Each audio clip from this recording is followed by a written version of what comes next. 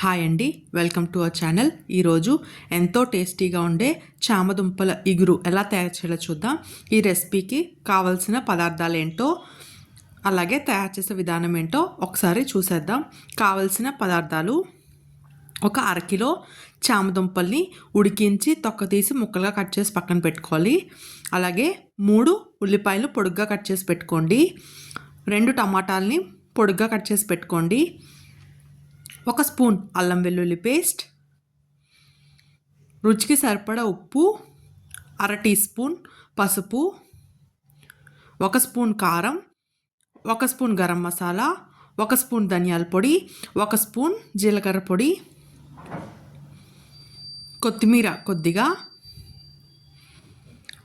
Oil 4 table స్పూన్లు. ముందుగా ఒక మిక్సీ జార్ తీసుకొని అందులో ఉల్లిపాయలను వేసుకొని ఫైన్గా పేస్ట్లా గ్రైండ్ చేసి పక్కన పెట్టుకోండి.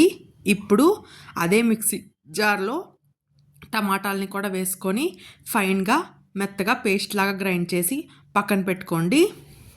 ఇప్పుడు స్టవ్ ఆన్ చేసి కడాయి పెట్టుకోండి. అందులో ఆయిల్ వేసుకోండి. ఈ కర్రీకి కొంచెం ఆయిల్ ఎక్కువే పడుతుందండి.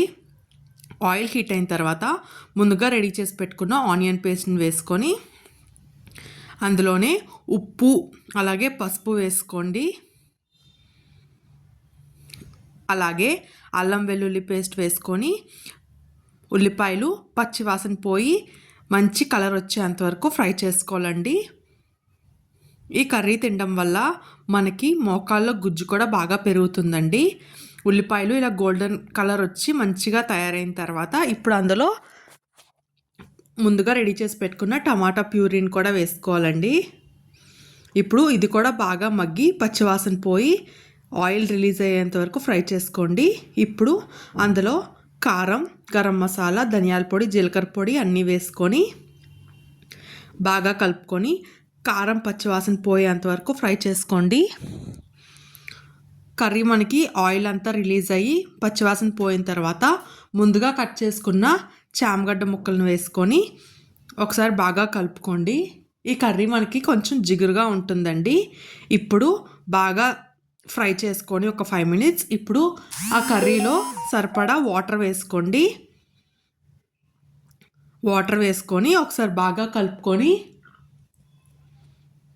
కర్రీ అంతా బాగా దగ్గరికి ఉడికేంత వరకు ఉడికించుకోవాలండి. దీనికి మనకు అట్లీస్ట్ 5 to 10 మినిట్స్ పడుతుంది.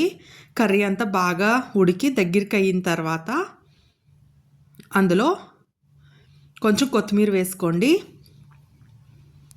కొత్తిమీర కూడా వేసుకొని ఒకసారి బాగా కలుపుకొని ఒక 2 మినిట్స్ మొత్తం ఉడికిన తర్వాత స్టవ్ ఆఫ్ చేసేయండి.